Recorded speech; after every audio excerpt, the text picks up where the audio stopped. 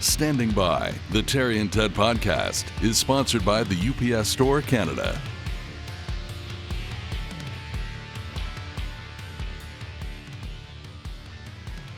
Another episode of Standing By. Look, Ted Bird. Hello, Ted Bird. Hello, Terry DeMonte. How do you do? Just fine, thank you. Are you standing by? I am standing by. I've been standing by for quite some time now. I'm glad to hear that. You were busy, what was it? How did it go? Putting on your tires? No. I said to Chris LeBlanc, who I work with on the morning show at Light 106.7, I said, have you putting on your winter tires yet? Putting. That's not even a word. You're going to be teaching the grammar school later? No, I don't think so. Not if I'm using words like putting or No non-words like putting. Yeah. Listen, we got to get right to it because I'm very excited about this today because we do have a guest waiting in the wings. But before we continue, I want to say a big thank you to the UPS Store Canada.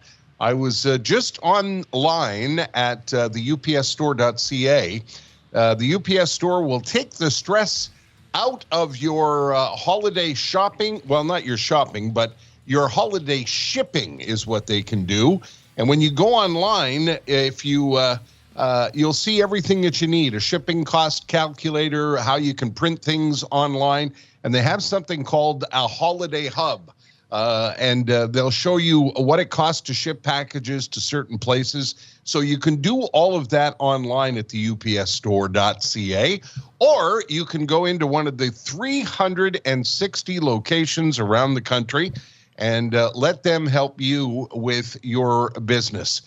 These are all entrepreneurs. They're all franchise owners who know what it is to run a small business, and they can help you run your small business, whether you've got to pack something, ship something, print something, shred something, anything that has to do with running a small business, they can help you out. And even if you want to send a present to a long-lost relative or maybe a relative you haven't spoken to in a while for Christmas, you need to get something to the other end of the country. If you're listening to my voice from one city, say you got to send something to Halifax, they'll tell you how to do that and get it there safely and get it there economically and get it there well packed. And if you want to pack your own stuff, they've got all the supplies there too. They can do almost anything for you.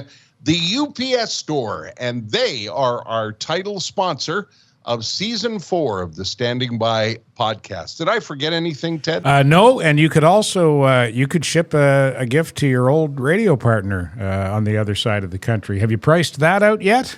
That's true. I'll look into that. What would you like a jar of Jess's homemade blueberry jam from the blueberries out here in British Columbia? I think I might need a crying towel because I think Danielle's taking the kids away for Christmas and I'm going to be sitting there all by myself. Me and the cat and her 2 dogs probably. Really? Yeah, it'll be a menagerie. Okay. I'll be sure to call you Christmas Day, Ted. Would you? Yeah. All right, we've kept our guest waiting too long. I'm very excited about this because not only is he a terrific and lovely guy, but Ted and I both think he's one of the best play-by-play people in the business. And when you combine those two things, a good and decent guy with talent like that, it makes for a spectacular friend to know.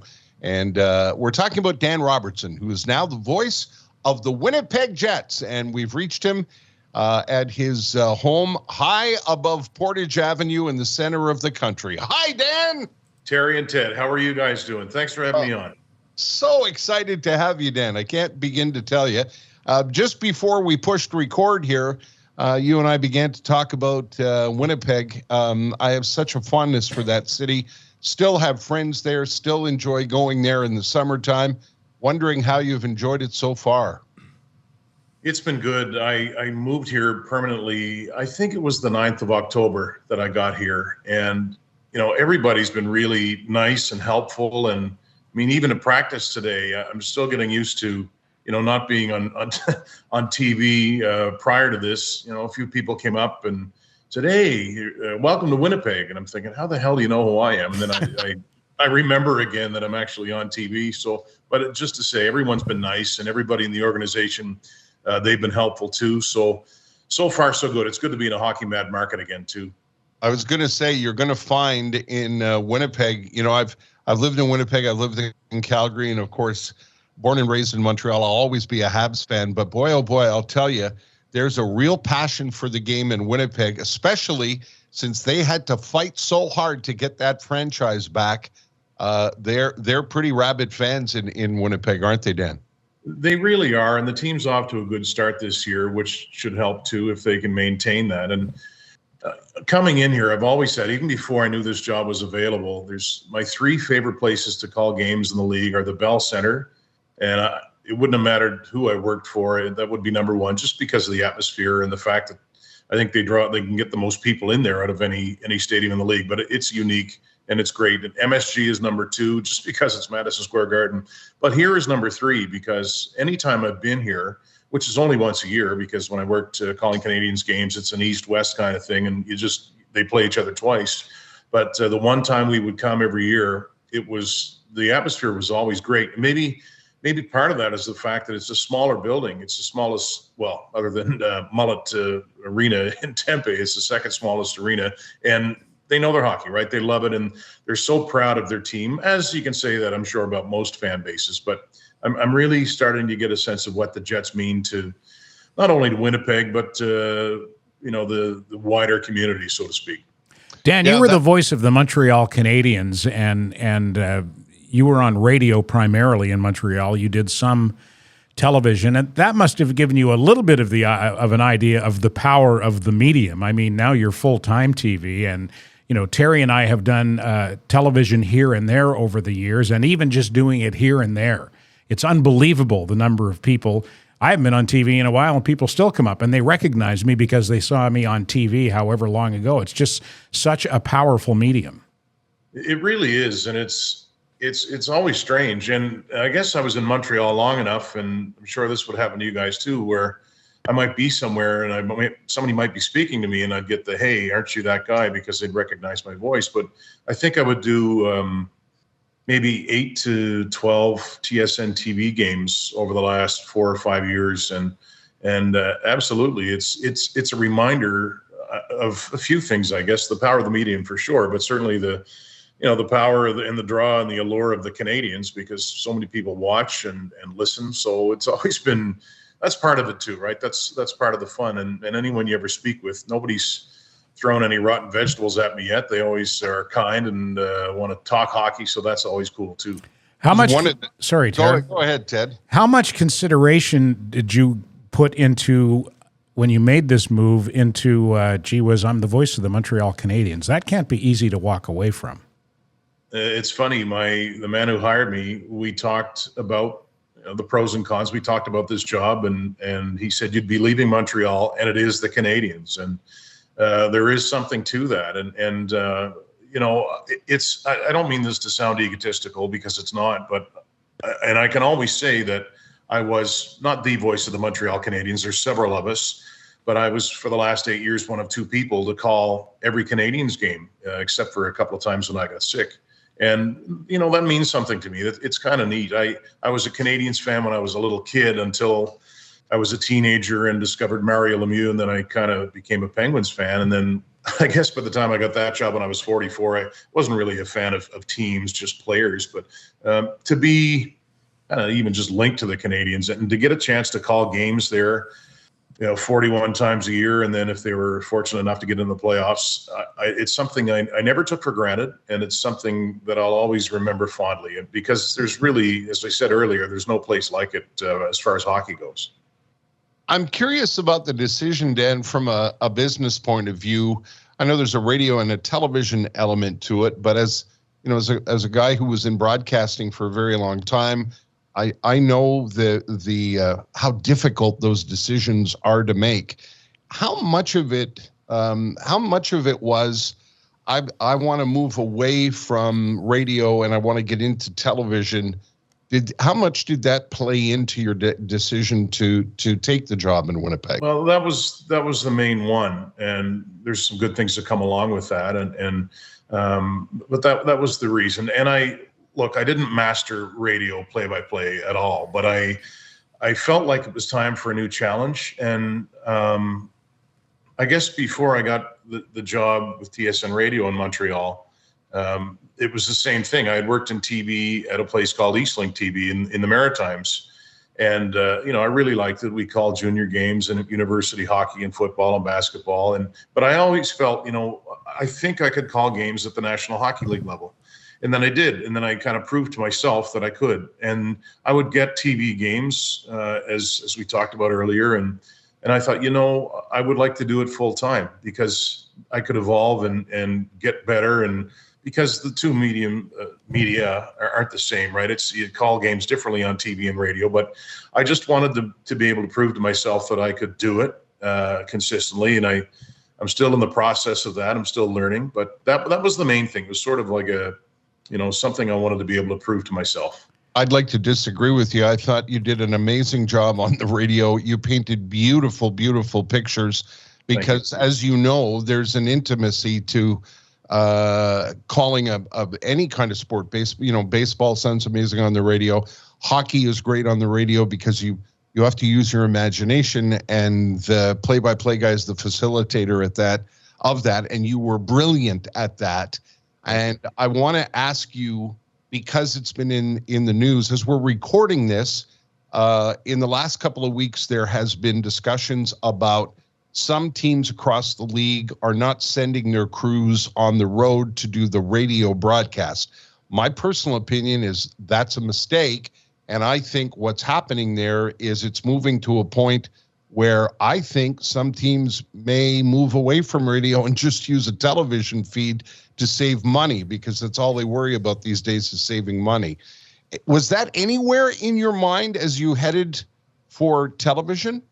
It wasn't. And when I basically accepted the job, I didn't know that that's where the Canadiens broadcasts were going. It's kind of seemingly turning toward that direction. And I know that some other clubs had done it prior to that, like Dallas, for example. They've simulcasted or simulcast. I'm not sure the past tense of simulcast, but for the last few years. But it's just, and I guess it started mostly during COVID. And I think people did such a good job calling off monitors that you could sort of see that maybe this might happen. And it's just part of a financial reality, I suppose. That's a little over my head, but I don't know. I don't know if it's going to continue to trend that way or not, but that's the way it is in some markets right now. Obviously it's better to be there if you can, but the other side, you just have to make the best out of it if you're calling a game from a studio. It's a credit to the guys who can call the game from the studio and do a good job at it, but there's got to be so much that's missing when you're trying to do that. You can't look around the arena and see things that you can possibly bring into your play-by-play. If you're just looking at a TV monitor, that's all you've got, whatever's on that monitor. I've got to believe that that's got to handicap you to a great extent. Yeah, I think so. I mean, you can't see plays develop as you can when you're at the arena. Guys can be, maybe on the bench and hurting, and you don't know it. When we had to do it during I guess the bubble, when the playoffs were in the bubble and we weren't able to go on the road, the way I looked at it was, I would rather be calling from a studio than not being able to call it at all. But it certainly does have its challenges. It's not ideal. I don't think anybody thinks it is. It's just kind of the way it seems to be going right now, for better or worse. Do you think they would ever take TV down that route? Just send the camera guys out and and leave the announcers at home? God forbid. No, I hope not. I can't imagine that. I don't think it'll ever get there. It's just because there is such a value of being in the arena, and not just not just to be able to call the game, but to get the feel, to get the atmosphere. And I mean, even for me, we were in Seattle on Sunday, and you can kind of feel in the building how the home team was starting to sag a little bit, that the Jets were coming on. And that's something you can only get, I think, when you're there. So no, I don't think TV will go that way. I certainly hope not. Are you nervous on television, Dan? Because I know the transition from radio to television. I did it once long ago, and I found it very nerve-wracking. I did a lot of sweating for the first little while. Well, I would say no. I mean, there's always, this is kind of strange. There's always a time, and there was when I would do games on radio.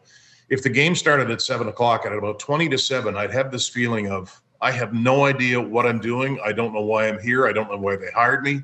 So I get that little, but I think it's good. It kind of wakes me up a little bit again. And then we go to come on air, and it's not so bad. I don't know about nervous, but when we do road games, I act as the host as well. So we're on a half an hour almost all the time, although we weren't the other night, but we're always almost on a half an hour beforehand with the pregame. And I have to steer that. So, you're doing an intro, and I'm not reading it off of anything, and you're trying to keep your thoughts straight. Whereas if you do it on radio, you can write this stuff down or put bullet points and refer to them. So there's a little bit of that. But we've all been in the business long enough where you figure out ways to remember what you're going to say. So I don't know. I think, I'm 52. If I were, 35 and I was just doing this for the first time, maybe I'd be nervous, but I did TV for 12 years before radio. So maybe that's part of it, but it's not really so bad for me. Yeah. I think nervous energy is good. Nervous energy good, panic bad.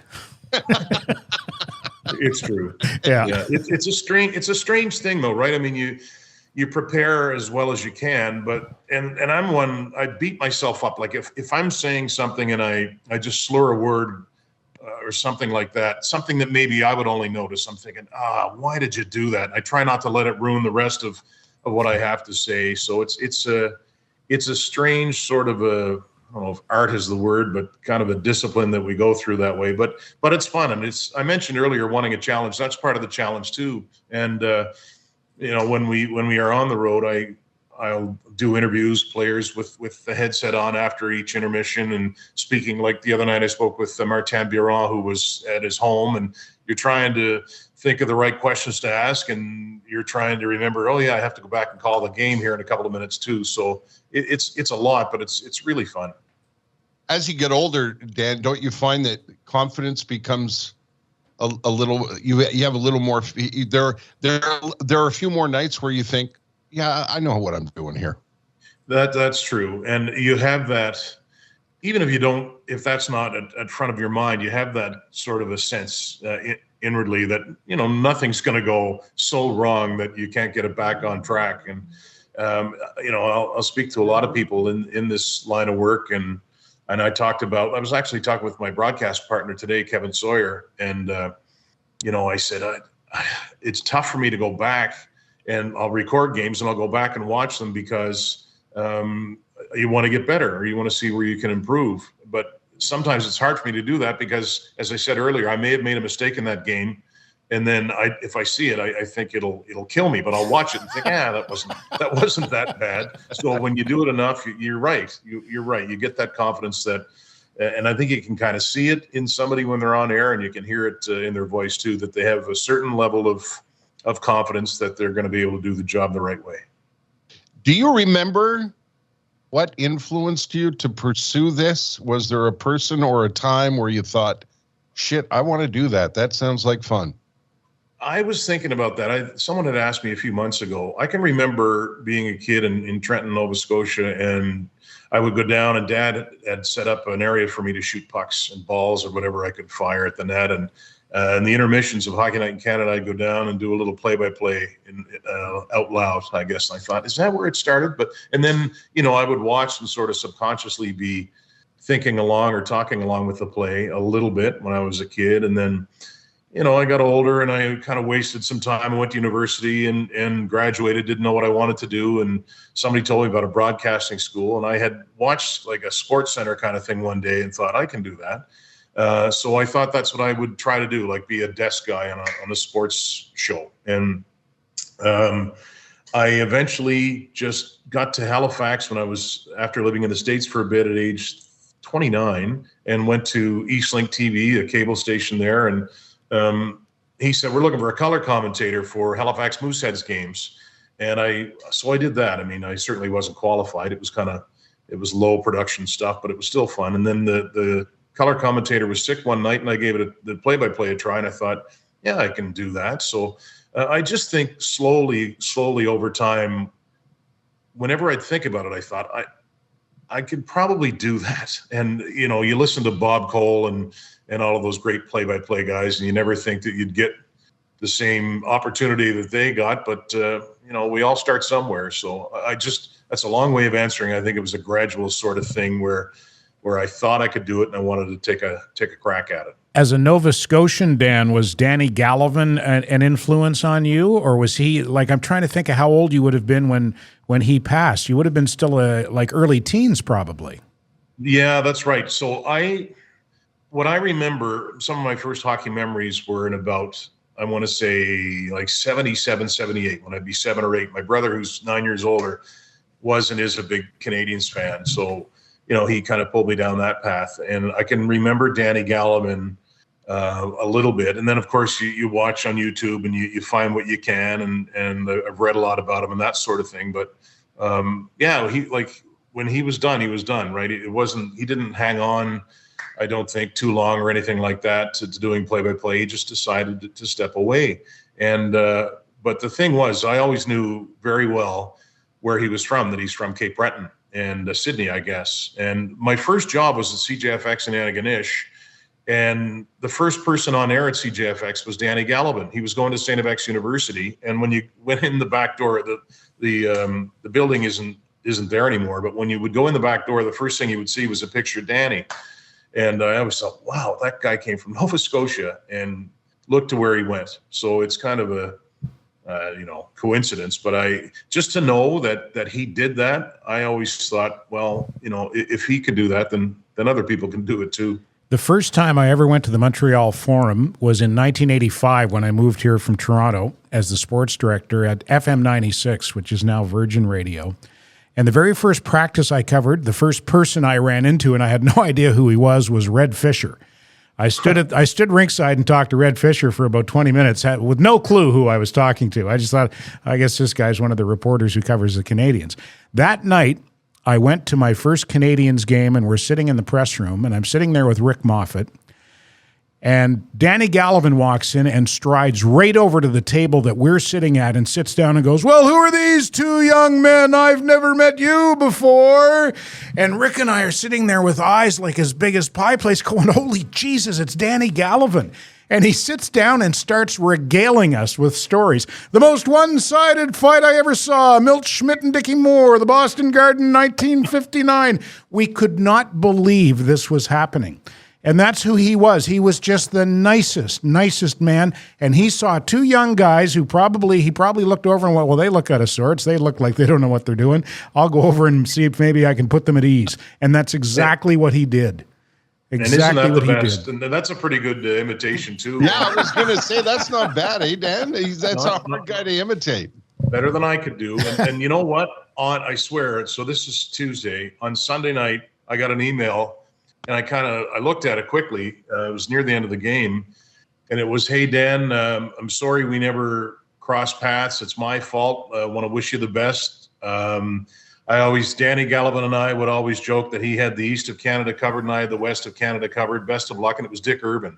Oh. So I almost fell down. And those things mean a lot when you're talking about. When I first got to Montreal, I can remember meeting Michael Farber, and I was like, "Oh man!"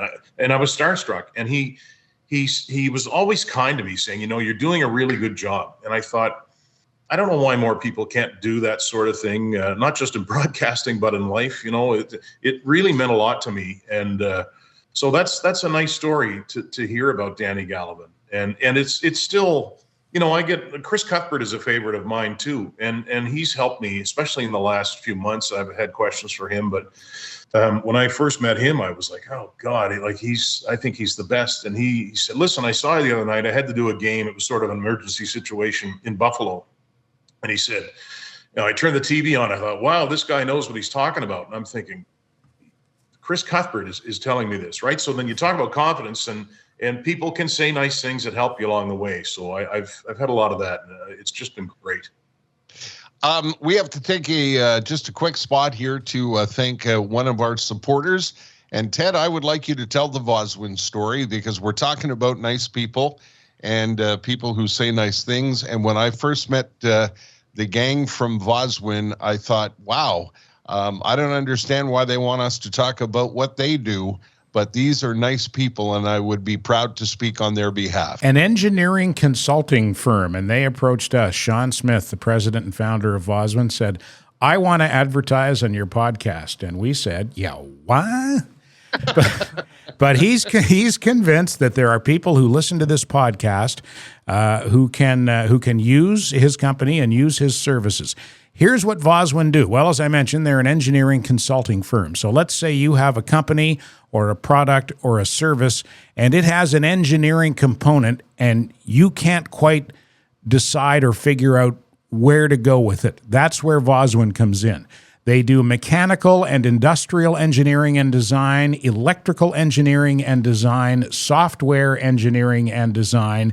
And if you have that problem, that engineering problem that requires a solution, they're the guys and gals who can help you with it. Stop the spin. Call Vozwin. Vision to innovation. Vozwin.com. Tell them you heard about them on Terry and Ted, those two knuckleheads who don't know the first thing about engineering. And another one of our supporters are the good people at Matelas Bonheur. I've been speaking on their behalf for a very long time now. And I always say they are passionate about sleep and sleep technology. And everybody says to me all the time, what are you talking about sleep technology? There is so much that goes into the design of mattresses these days. You want to deal with people, first of all, who are nice, and people who are friendly, and people who have manners, and people who won't pressure you into buying anything. And most important of all, people who are knowledgeable about how you can get a better night's sleep. And if you go into a Matelas Bonheur store, and I highly recommend you do that, because you're going to get a wonderful, wonderful shopping experience from a family-run business, and these kinds of experiences are hard to come by these days. Hard to find friendly people, hard to find people who know what they're doing. And the folks at Matelas Bonheur really know what they're doing, and they've got a discount code for you. Go in there and tell them that you listen to the Terry and Ted podcast, and you can use the promo code TED04 or TER05, and they'll give you an extra 5% off your purchase. Locations all over the greater Montreal area. Look for them at matelasbonheur.ca. Dan Robertson, the voice of the Winnipeg Jets. How does that sound, by the way, Dan? Does that sound weird to you? It does. It sounds great, and it sounds weird at the same time. It's but more great than weird, I have to say. It's been really, really cool. I mentioned earlier how much fans in this area love the Jets, and but I was 8 years in Montreal, so you're kind of stuck with, not stuck with that, but it's there too, the voice of the Montreal Canadiens. But I should, before we go any further, I want to thank you guys too. I talked about people being nice and saying good things. Ted, you were always good to me with nice messages. And Terry, I had to host one time for like a week or two on the radio, and you sent me a really nice note that helped me out too. So I appreciate that. But no, voice of the Winnipeg Jets sounds good. It's funny. A couple of friends would call me Voth, sort of jokingly before, VOTH, voice of the Habs. I was going to get that tattoo, and I guess it's probably a good thing that I didn't do the long. Yeah, it's probably not a good idea to get anything tattooed that has to do with a broadcasting career, because we tend to move around, eh? Maybe wait until the very end and then pick your favorite one and do that tattoo. Dan, do you ever have any aspirations of branching out into other sports? Because I find it so fascinating. Hockey is so different. Even on television, calling a hockey game, I get the feeling that hockey play-by-play guys probably don't, and it's the nature of the game. It's not only that they can't let the picture tell the story the way a football or baseball announcer can. Like, I remember watching Pat Summerall when he was still alive doing CBS games. Well, of course, I watched him when he was still alive. But he would do, But he would, he barely had anything to say sometimes when he was still alive calling games. Like a Pat Summerall call would be, Dorsett, touchdown Cowboys. And that's all he had to say because the pictures told the rest of the story. But I get the feeling that calling a hockey game it's a different animal than a baseball or football game, maybe because the pace is so constant and frenetic. I don't know. No, I agree with you. And just to go back to how Pat Summerall, for one, would call games, and you talk about being confident, you have to be confident to call a game that way. And just to let the pictures tell the story. And not enough people do that. And I get in my own head sometimes too. So in radio, you have to say, okay, here's DeMonte over the line on the left side at center. Well, I don't have to say that when I do a TV game because you can see it. So then I think, well, am I saying that should I be saying that he's coming through the neutral ice area? It's not wrong, but there's a fine line in there. Sometimes I think I talk a little bit too much, but in my last job, before I moved to Montreal, I did play-by-play for football and basketball and soccer.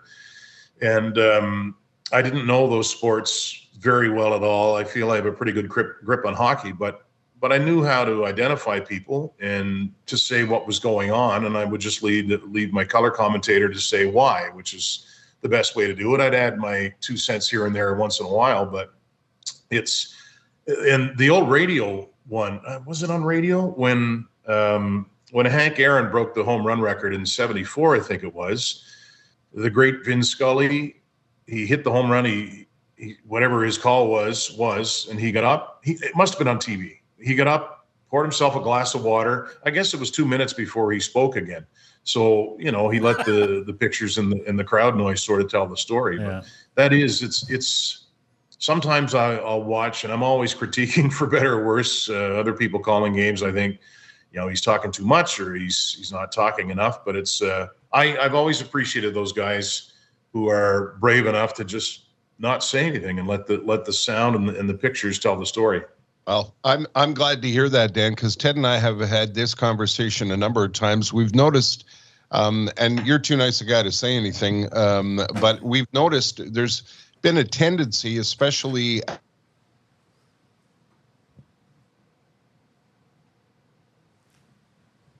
Poseidon? They lose their minds. They're like, oh my God, oh my God. I know who you're thinking of. Yeah, and I think to myself, Jesus Christ, get a hold of yourself. Like, I'm watching the game too, and I understand. There's a time and a place and a moment where you get so excited. I can think of so many goals where that would lift even the play-by-play guy out of his seat. But there's something to be said, of the balance between the calm confidence and the almost the quiet of a Pat Summerall or a Vin Scully, and then the someone who's losing their mind and forgets where they are, kind of thing. Yeah, and I don't know if that's a generational thing, or I hope it's not going that way. I hope there still is room for people who are not muted. But I always say this too, and I'm not trying to rip other people, but there are play-by-play people who will start with their energy up here at the start of a game. It doesn't matter what the sport. So then when things really get on the line and when there's an important moment or a big goal or touchdown or whatever, they don't have anywhere to go. They've been at the top the whole time. So I think it's something that's gradual, and I think you have to be able to figure out when those high moments are, those important moments, or a momentum change. But yeah, and I think maybe that's the cranky old guy in me that.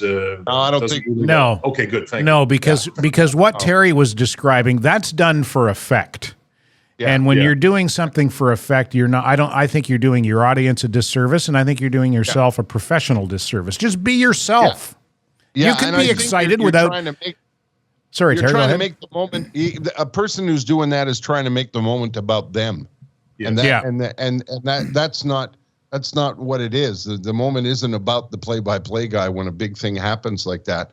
Dan, I'd like to just go back. You talked a bit about the Maritimes and the television job in the Maritimes. How did you get the job in Montreal? How did that transpire? Well, the broadcasting rights for the NHL changed in 2014, and so Sportsnet got, they spent a lot of money to get exclusive rights to certain nights, and just the rights changed basically. So when that happened, a number of jobs opened across the NHL. I had done in 2010, I think 6 or 7 AHL on CBC games through a man named Joel Darling. He used to be the executive director or executive producer of Hockey Night in Canada. And Joel has always been good to me. So when that happened, when the broadcast rights changed, I got a call from a man named Ed Hall, a producer at Sportsnet. And he said, would you like to be considered as a regional TV voice of the Canadiens? And I said, of course. And it was Joel who recommended me. So I hadn't heard, and I thought, I'm not going to get this job. And I found out it was John Bartlett. So I thought, okay, I know where John Bartlett worked. He was at TSN 690. So the first thing I did was go online and find out who to contact on there. And so right away, I kind of got a positive message back, and then went for an audition and had a really good feeling. So it was sort of you have to be in the right place at the right time, but you have to try to find the right place at the right time, if that makes sense. So, I was 44. I wasn't old, but I wasn't, I wasn't green. I'd done a fair bit of stuff before, but it was certainly an interesting time in my life. Do you still get teased about your hard R's, your maritime R's? Because I'm from New Brunswick, and I haven't lived there I moved away 44 years ago, and people still say, hey, Ted, you going to get in the car and go to the bar? That's incredible that you say that. Kevin Sawyer, who does color with me, I said something about, I have to get some work done to my car. He goes, oh, your car. I said, okay, my car. You and I are right, Ted. Yeah, I hear you, Dan. I hear you. Christ almighty. It's my car. It's the car. Hey, Dan, is there any involvement for people who don't know? Because I don't. I've always wondered this. Is there any involvement by the team? Do the Canadiens ever have anything to say to you? Will the Jets ever have anything to say to you? Well, when I worked in Montreal, I know that they had to approve me, to sign off on me, and they listened to a little bit of work, and I guess liked me enough to give me the thumbs up. But you know what? In the 8 years I was there, I never had anybody tell my boss or tell me, you shouldn't have said this, you shouldn't have said that. And my predecessor here, the Dennis Bayak, was terrific. I'm pretty sure it's the same thing. Nobody ever went to him and said, don't do this, don't do that. A couple of times when I started with the Canadiens, I was told how I was mispronouncing a name. I mean, that's nothing, right? So that's fine. But no, and I appreciate that, right? The last thing you'd want is somebody kind of censoring what you say. But then again, on the other side, if you say something that's damaging to a player or the franchise, I would guess they'd have every right. But I think that's part of it too. I mean, when TSN hired me, they knew I wasn't some wingnut, and that I wouldn't pop off. So I think that's important to them, that they hired somebody who's been around a little bit. Did you have did you remember when you first got to Montreal and first ended up in the Bell Center? I mean, Ted told you his Danny Gallivan story. I remember the first time I was introduced to Jean Beliveau and stood next to Guy Lafleur. Hello, Mr. Lafleur. Those kinds of, if you're a fan of the game, Jesus Christ, Montreal. I mean, you're going to have a lot of holy shit moments. Do you remember a few of those at the beginning? I certainly do. We started on the road for 4 games when I started in 2014, and then we came home, and the home opener, the Canadiens do it the right way, and I think I'm right on this. Ken Dryden handed the torch to Carey Price, and the Roar, I had never been to a game at the Bell Center, let alone call a game at the Bell Center. So I guess I did an exhibition game there prior to that, but I almost, I started to laugh. I thought, where the hell am I? I took half my headset off, and I couldn't believe what I was hearing. And, I had so many of those moments. Jean Beliveau died in December of 2014. And so the station asked me to go to the funeral to represent the station. And my favorite player is ever is Mario Lemieux. Now, that's not a Canadians-related thing, but he came in 2 pews ahead of me and turned around and looked right at me. I almost joined Mr. Beliveau at the time. Dropped too soon, dropped dead, because he's my hero, right? So, right. And then Guy Lafleur came to speak, and he was going to go in our booth and put on the headset, and I was just asked if I could go and turn the board on. And I was like you. I was like an 8-year-old kid. I couldn't look him in the eye. And, Guy Lapointe came to me one time and said, "You're doing a really good job." And I thought, I couldn't call my brother fast enough. It's just those things happen left, right, and center. Probably there more than with any other organization. Because, it's funny. The little boy in you never goes away. In those situations, especially around hockey players, if you're a Canadian kid, those moments never go away. I had I had one of those way back when as well, Dan. That first year that I was covering the Canadians back in '85, and I was interviewing Larry Robinson in the dressing room after practice one day. And he said to me after I was done the interview, he goes, "What time do you get up in the morning?" And I said, about 3:30 or so. And he said, "Yeah, I figured you were up early because I'm in the barn at 6:30 listening to you." And I was like you. I couldn't get home fast enough to phone my father and say, "Larry Robinson listens to me." Isn't that the best, though? And you think, oh, yeah. We put them on a pedestal in some way, shape, or form, but they're just people, right? And Sergio Momessa, who I did the games with in Montreal, he ran into Wayne Gretzky one night in Toronto, and he said that Gretzky told him, he said, "I listen to you and Dan all the time when I'm in LA because of the time difference. The games have already started when I'm in traffic." And I thought, well, I can't do any games anymore because Wayne Gretzky's going to listen. And if I screw up, then I'm, I couldn't believe him, but it makes sense, I guess. Yeah.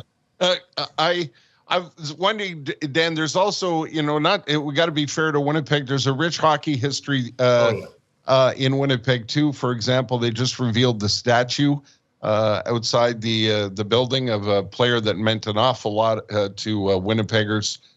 Dale Howardchuk over the years, the impact he had on the community. I remember when John Ferguson signed him at the corner of Portage and Maine. It was such a big deal when they drafted him. There is a history. It's unfair to compare anything to the Canadians or an Original Six club, but Winnipeg does have a pretty rich history. Oh, it certainly does, and it's almost like it's a couple of histories. Like I'm a big fan of the WHA. I'm kind of a nostalgic guy anyway, and I have a lot of hockey cards from one given year in that season. And to know what Ulf Nilsson and Anders Hedberg and Lars-Erik Schuberg meant to the Jets when they came over here, that was sort of the first of the. Well, Salming had been in Toronto and Inge Hammerstrom, but when they came and kind of revitalized Bobby Hull's career, that meant so much. And I'm not sure everybody knows. Maybe the casual hockey fan doesn't realize just how good that team was. Granted, in another league, but they, Glenn Sather has said that the way those Jets teams played, he wanted to model the Oilers after those Jets teams. And then, so obviously they lost their franchise, but Avco Cup winners. Avco Cup. There you go. Yeah. Avco was insurance, I think, right? Yeah, I think it was. Yeah, but when I got to Winnipeg in '78, the Jets had just won the Avco Cup, and as a Montreal kid, I was like, "What's the Avco Cup?" But you quickly learned about WHA history when you moved to Winnipeg. Oh yeah, and now you mentioned the Dale Howardchuk statue. I live in the building which is right beside it, and it's remarkable that people can be so talented and make something like that. And so it's True North is the parent company, and the statue is pointing true north, which is pretty cool. And the good thing, I guess, about the statue, or one of them, obviously, it's tragic that Dale Howardchuk wasn't here for the unveiling, but he knew that it was being built, and just his legacy means so much. Mark Scheifele has talked about it because he coached Mark in junior. And it's actually in a couple of nights from now, they're going to be honoring Teppo Numminen and Teemu Selanne. So yeah, every franchise to one degree or another has an interesting history, and yeah, the Jets. Hockey is so big here, and they love their Jets, and for good reason. An important question, I think, Dan, that a lot of people would want to know is how are the hot dogs? You know what? I haven't tried yet. I got to get the pierogies first, I guess. I was going to say, do they sell pierogies at the rink? They must. I haven't seen yet. But, what somebody else said, there's a couple of other Manitoba things I have to try is honey dill sauce, which I've never heard before. And they said, you have to go to a social. I said, well, what the hell is a social? As an antisocial guy, I wondered. So it's sort of I'll probably describe this the wrong way, but it's, if somebody's getting married, they might just throw like a big community party for them, and you eat and you drink and you dance and that sort of thing. So that's kind of I'm trying to get used to all of these local cultural items. But I don't know. I can't imagine it would be as good as a Canadian's hot dog, but there must be some sort of a thing here that they hang their hat on. Well, in the summertime, I'm sure you'll head out Grand Beach area, or you might end up at Lake of the Woods, or if you head towards Lockport, that's where you'll have a very famous and longtime traditional Lockport hot dog. Ask somebody about that. You do that in the summertime, and these are all. There's Ray and Jerry's up at Polo Park, and there's all kinds of real hardcore traditional things that are still in Winnipeg. Like I said, I love that town. Ted, you wanted to do the tweet sheet, and you said Dan contributed one? Dan actually sent me one the other day. And Dan, is it okay for me to point this out? I don't want to get you in trouble or anything, but it was pretty funny. It's a bit saucy. Yeah, go ahead. Yeah, well, that's what the podcast tweet sheet is for. It's for the saucy ones that I can't use on the radio. Are they going to be able to see them, Poseidon, or will just I be able to see them?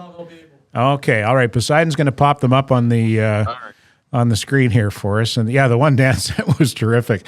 That got a shitload of retweets. And this is okay. You're going to find the Dan one first. Okay, this is from @SoulYodler. Life is short. Stop and smell stuff. Steal a Twix and sell it to an orphan. Chase some pigeons and start a trash fire. Who gives a shit? Quite the philosopher. Yeah, God knows orphans need more Twix. Yeah, they sure do. Yeah, I think Dan's is coming up last, actually. Okay. This one's from @Kip Conlon. For my last number, I'd like to play a little ditty called The Tip Jar Isn't Just There as Some Goddamn Decoration.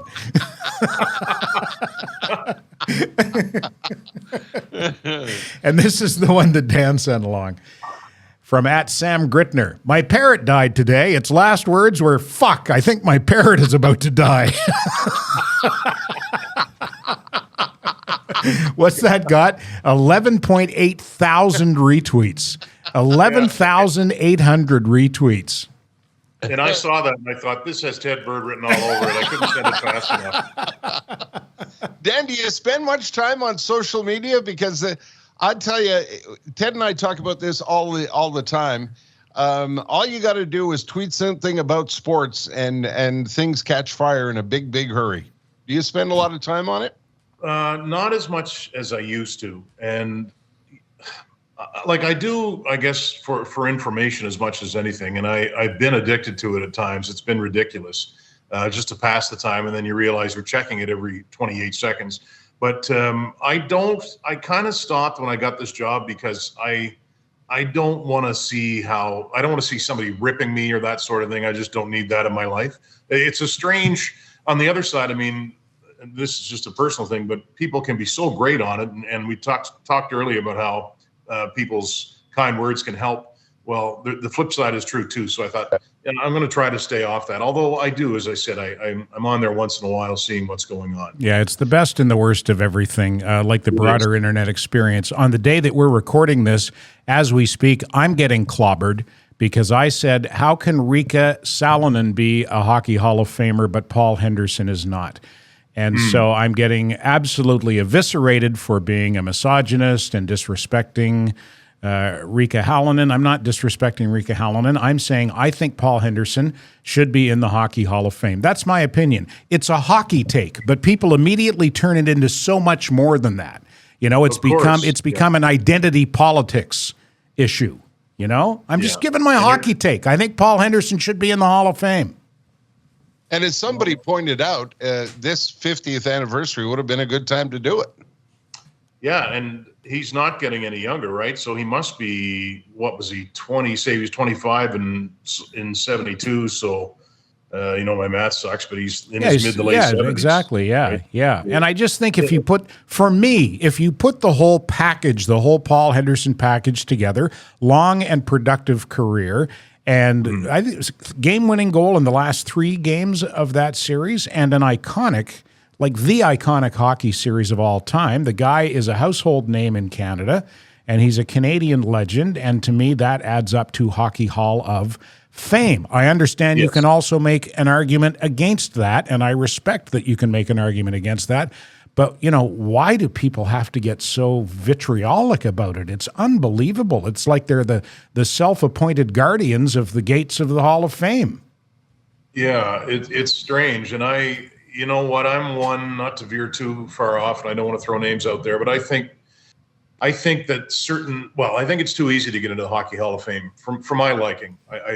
And there's some guys in there right now that Paul Henderson was better than who are in the Hall of Fame. It's kind of a strange thing, but it's one of those things where I'll have a few with a couple of friends, and we say, why is this guy in and why is that guy not in? But maybe I'm a little too hardcore. I like the halls of fame that are harder to get into. I think baseball used to be that way. And maybe it still is, but yeah, it's the Hall of Fame. You're right. So I think it'll happen someday. I know a guy named Liam McGuire, who's the preeminent. Sure, I know who Liam is. Does Liam support Henderson for the Hall of Fame? Oh, does he ever? He's been pushing for it for years, vehemently. So, and he knows hockey trivia better than basically anyone. Nobody knows hockey factually any better than Liam McGuire does. That's right. Dan, as somebody who loves to travel, I'd like to ask you this question about being on the road.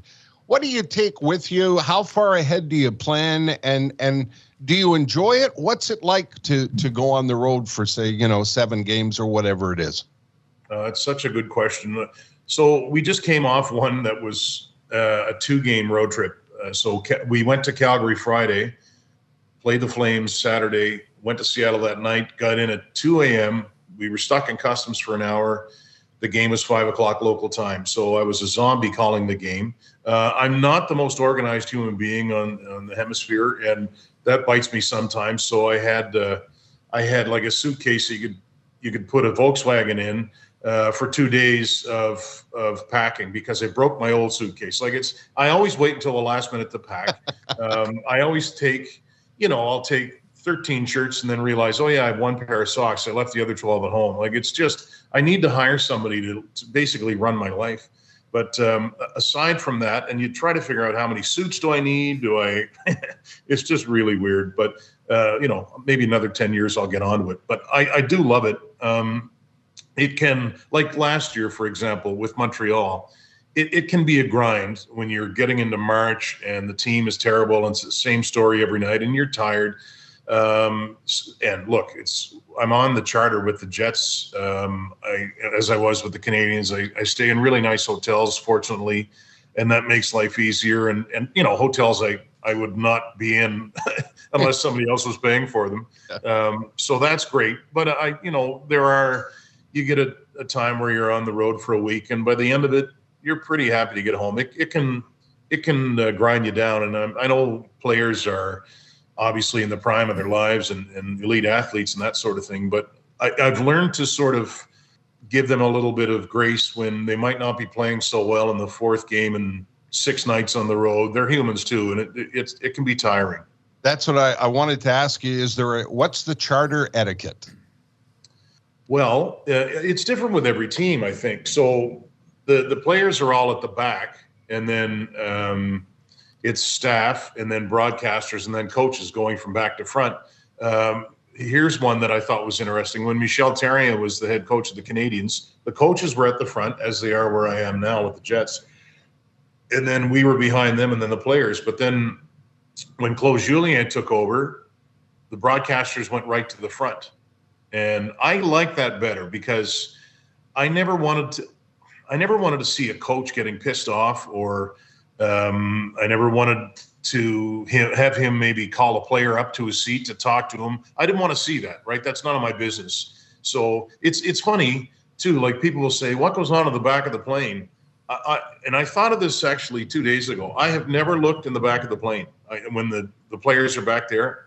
I just don't look. It's just none of my business. So, and then with the Jets, we land. The players get off first. We get off second. It's kind of an interesting thing. And as I said, I think every team has its own wrinkle.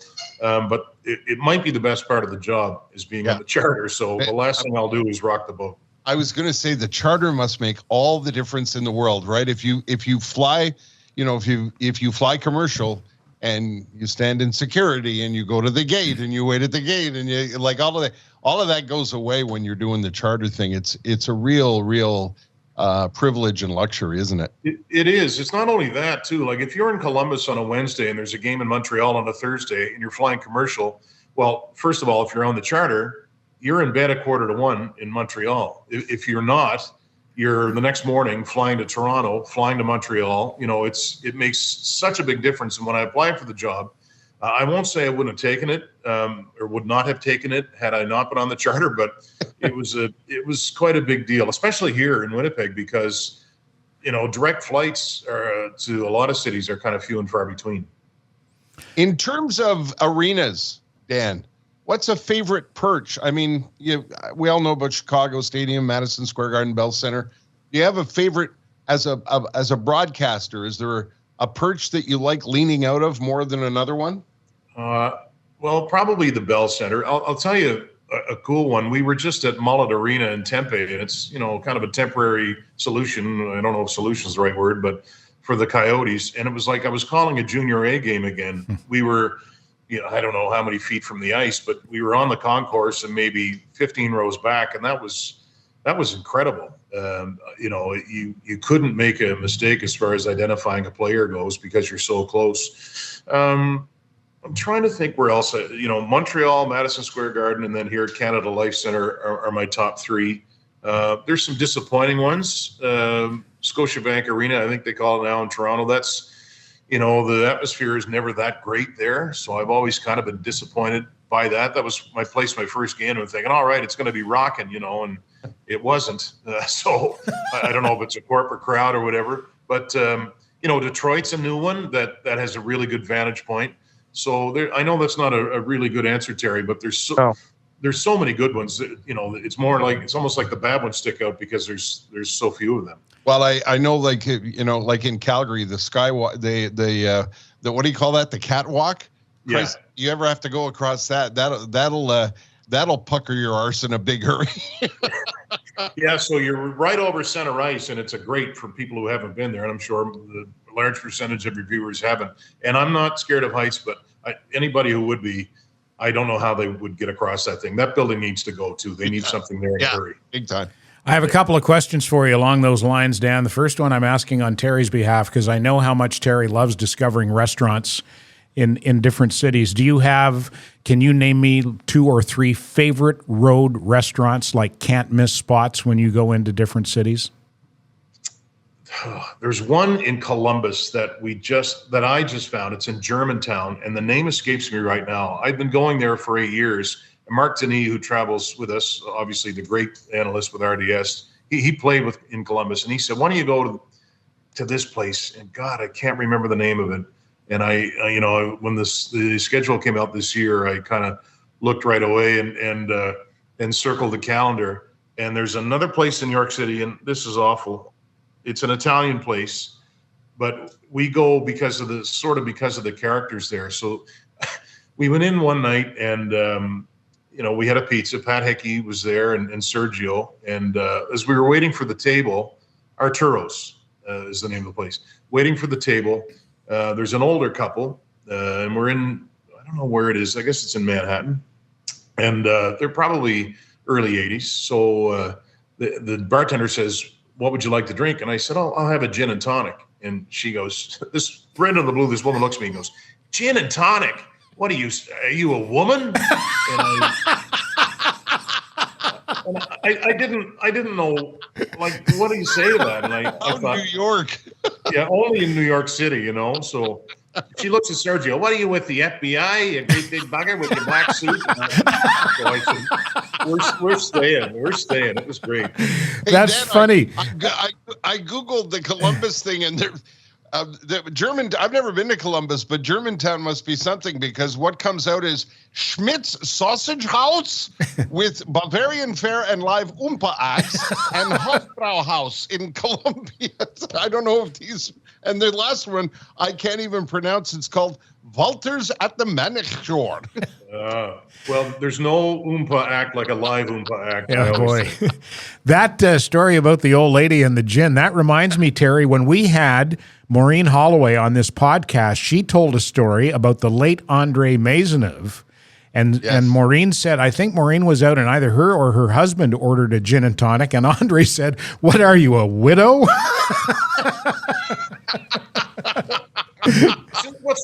What's wrong with gin and tonic? I don't know. And why is it associated with women and widows? I don't know. Well, I guess it's, that's what the Queen Mum drank, I think. I was going to say it's because of the Queen Mum. That's why. Yeah. Okay.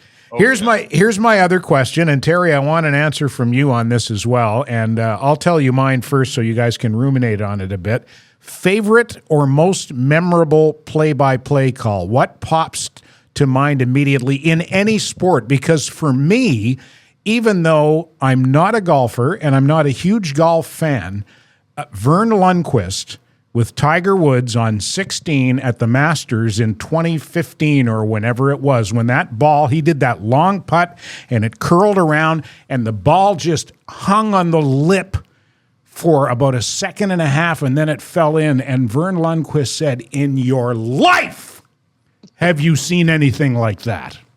And I get chills just reliving that, just telling the story.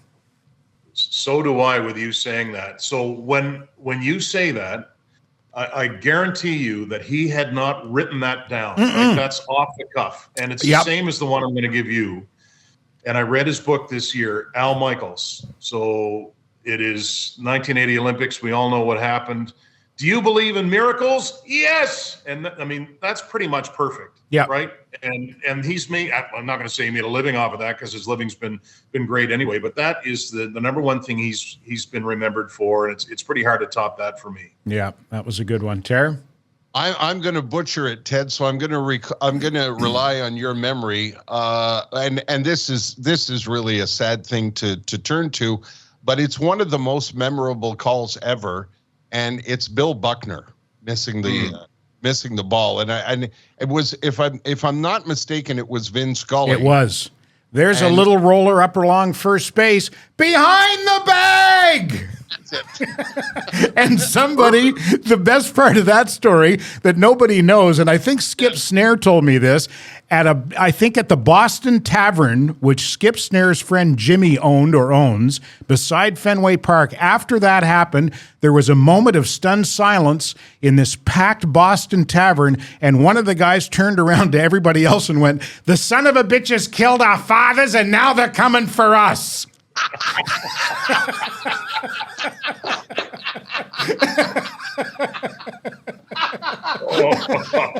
Like that needs to be in a movie. Oh my God. And it's odd that that's the first thing to come to mind.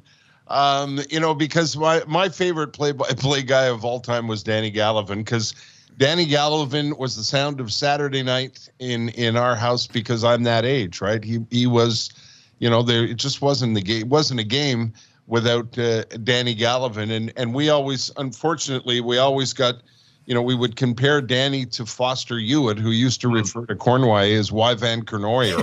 So it was to me, there was nobody as good as Gallivan. But for some reason, when we talk famous play-by-plays, I think of poor Bill Buckner and Vince Scully. Behind the bag.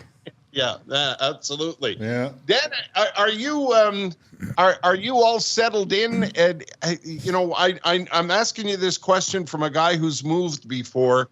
There's the flurry of like, oh my God, and this is exciting, and everybody says goodbye and wishes you well, and you're packing your bags and you're moving and you're putting things in boxes, and you got to find an apartment, and you find an apartment, and then you get there and you close the door, and then there's silence. And it all and then there's a night or two afterwards where you go, Jesus Christ, did I just do this? Am I living in Winnipeg? Have you had that? I've exactly had that, Terry. You've lived this. That's so crazy that you say that.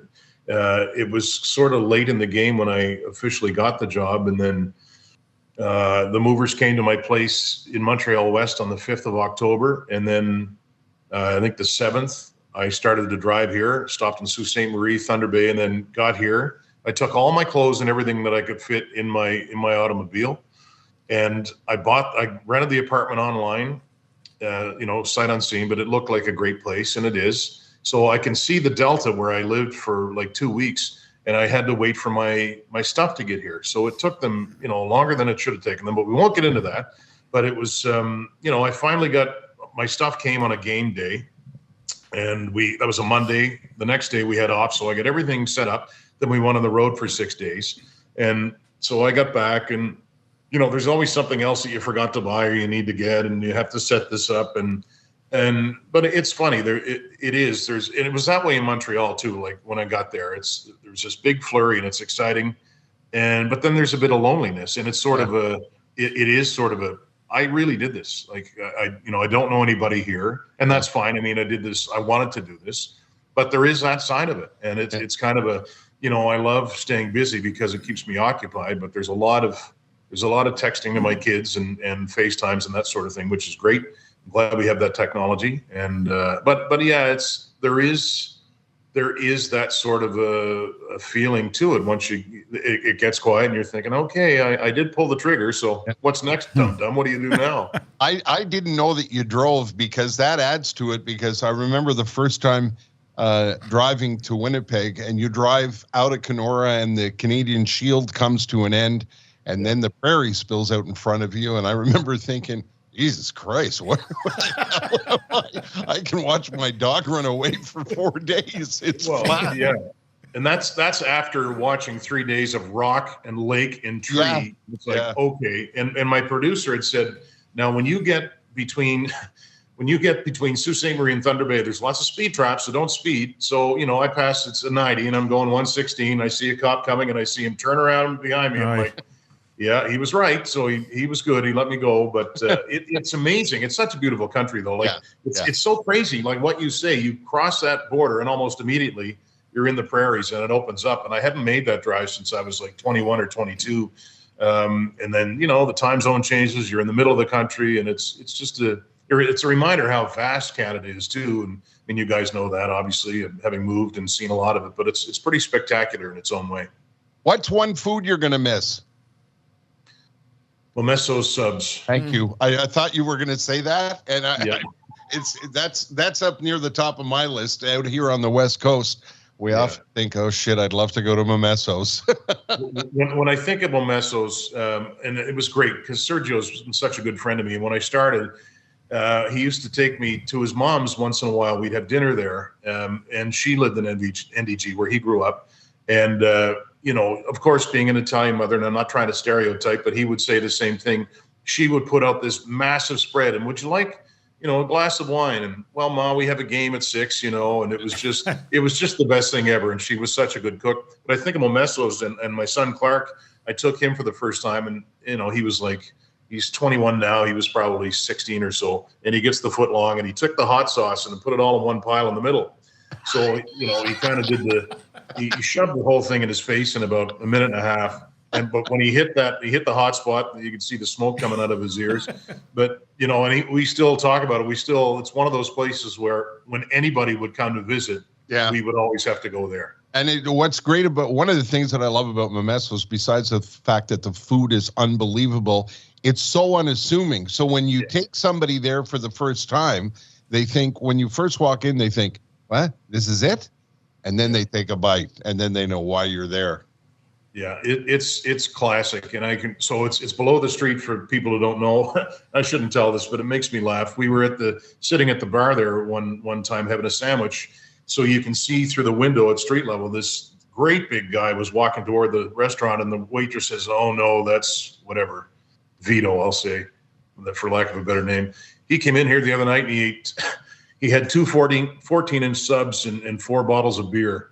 So I thought, okay, I got to sit and watch this as he's coming back. So a 7-inch is good. 14 would put me to sleep, but I think 2 14s would put me underground. Good way to die though. Yep.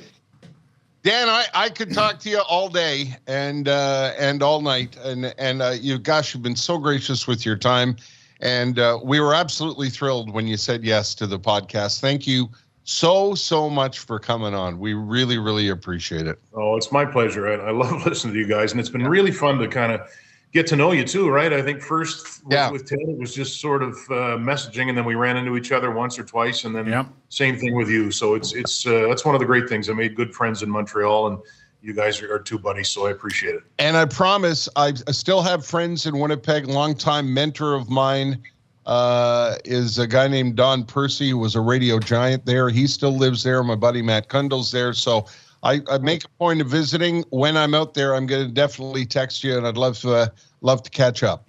That would be tremendous. I appreciate it, guys. Enjoy it. Thanks, Dan. Well, Ted, we got to talk about cars. Yes, I know. We have to talk about. We cars. got 2 commercials about cars. Yeah. Yeah, I know. We it was so great to have Dan on, wasn't it? It was. Yeah, he's such a good guy. He's such a maritimer. And by that I mean he's just so salt of the earth, just a decent Joe. And I wasn't blowing smoke up his skirt. I think he's one of the best in the business. So he really, I. really is. Yeah. There's a warmth in he's such a genuine person, and it comes through when he's calling games. Yeah, it really does. He is himself when he's on the air. And I know, to me, no matter what your job is in broadcasting, if you can be yourself, you've got it beat. You're on your way. All right, we got to say thanks to our friends at the Mersons, and we also got to say thanks to our friends at Jaguar Land Rover Laval. We haven't forgotten them. Ted, I know you're mad at me because I had to do these via Zoom, Skype, whatever it is we're doing, and that means no Jaguar for you. Yeah, we didn't get the courtesy car this time around. Normally, Terry flies into Montreal, and we do the podcast together in studio. So I call up Adrian at Jaguar Land Rover Laval and say, I need something to ferry Terry around town in, and we'll do some videos and take some pictures for social media, Terry and Ted, and in a Jaguar or Land Rover. Still hope maybe we can get our hands on a McLaren one of these days, because that's their dealership too, McLaren Montreal. Anyway, we've had the Defender, which is a spectacular Land Rover vehicle. We've had the Discovery Sport. We've had the Jaguar F-Pace, which is Jaguar's SUV. And we've had the F-Type, the Jaguar Sports Coupe, and what a dandy that was. But this time around, since Terry's not coming into town, I didn't have the excuse to head up there and get something. But that shouldn't stop you from heading up there and checking out the all-new 2023 Jaguar F-Pace, or the all-new Land Rover Velar, or the Range Rover, any manner of and any number of Land Rover and Jaguar models. If you are in the market for a luxury vehicle, don't buy anything until you go to Jaguar Land Rover Laval and see what they have in the showroom. And above and beyond that, enjoy the customer experience. As Terry likes to say, we're big on family-owned businesses, and that's what Jaguar Land Rover Laval is. The DeCubelis brothers, Nino and Renato, salt-of-the-earth people, and they'll take good care of you. And their attitude permeates throughout the dealership. It starts at the top, and it just goes all the way down. And just good, decent people with an outstanding product and great, honest, and decent service. Jaguar.com, JaguarLaval.com, and LandRoverLaval.com. The Standing By podcast with Terry and Ted is also supported by our longtime friends at Merson's. Merson Automotive have been in the same place, not too far from the corner of Saint Jacques and Cavendish, for many, many years, and they have become the go-to place for many Montreal families, and many Montreal families and different generations of families, because if you're like Ted and myself and you don't know shit about cars, and you have been taken in the past by unscrupulous shop owners, the Mersons is where you want to be. That's the way they built their business, with honesty and integrity and kindness and decency and obviously efficiency. They know what they're doing. They can fix just about any problem you have on your car. And no matter what you drive, they can take care of it. And that's true even today with all of the fancy computers that are in all these cars these days. And you flip a hood open and you don't know which way is up, leave it to the Mersons. They will look after it for you. And by the way, if you're in the market for new tires, and remember, it's all about safety, not just about the winter tire law, but safety. You want to make sure you've got a good, decent pair or a decent set, I should say, of tires on your vehicle. And that's another thing. When you take your car in, they'll tell you if you need tires. And if you don't need tires, they'll tell you, no, you don't need to change these tires. That's the kind of honesty that's attracted myself and Ted to the dealership for all these years. They'll do the same thing for you. MersonAuto.com. Or, like I said, pop by and see them. You'll enjoy the experience. Ted, you disappeared on my screen. Did you stop listening to me? No, I'm still here. I'm still here. I've got to take the Bavarian Money Pit in to see the Mersons this week. I lost a headlight. I've had a headlight burned out, and then my tire pressure light came on all in one day. So I'm not going to fool around with that myself. I'm just going to take it down and let them take care of it, because I know they'll do the job, and they'll do it right. They should hire an Oompa band for when you bring that. Seriously. It could be. You know what would be fun was the band that was in the Schmatterhorn in the Bugs Bunny cartoon. Oh, here comes Bird again. Well, I guess that's it. Another episode is done. Yeah, that was a fun one. It was great to talk to Dan Robertson. Love talking hockey with Dan. Yeah, it absolutely was. I'm thrilled for Dan. He's going to have a great time in a great city. Winnipeg is a great city. Don't let anybody tell you otherwise. And if you've never been to Winnipeg, shut your pie hole until you go, and bring your pie hole to Winnipeg and eat some delicious pierogies. That's not very nice, eh? Well, it was heartfelt, I thought, and it was you put it on the line there. I respect it. Thank you. Yeah. The Standing By podcast has a Facebook page. We appreciate you listening. We appreciate you commenting on the Standing By Facebook page. Ted and I are always going on about it at Twitter. There's a Standing By podcast Twitter account. You can also follow and throw your darts there if you like. And share the podcast if you could, and tell your friends about it. We'd appreciate that very much. Ted Bird, thank Poseidon for me, will you? Thank you, Poseidon. I think I woke him up. Standing By, the Terry and Ted podcast has been brought to you by the UPS Store Canada. The UPS Store near you is locally owned and operated by a member of your small business community.